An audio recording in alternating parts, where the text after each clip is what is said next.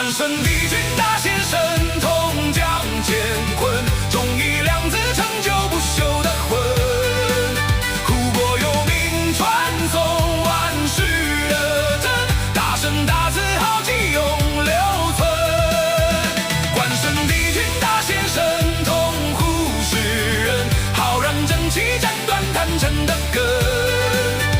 万家灯火祈求世间安平，谢兰菩萨守护着苍生。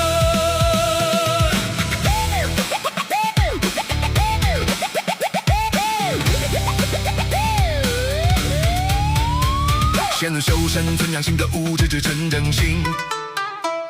天高地厚，瓦庙黎明，就是梧桐人情。配出一段分义理，丹阳道义大道行。万木万人丧之命，结出一语金耕耘。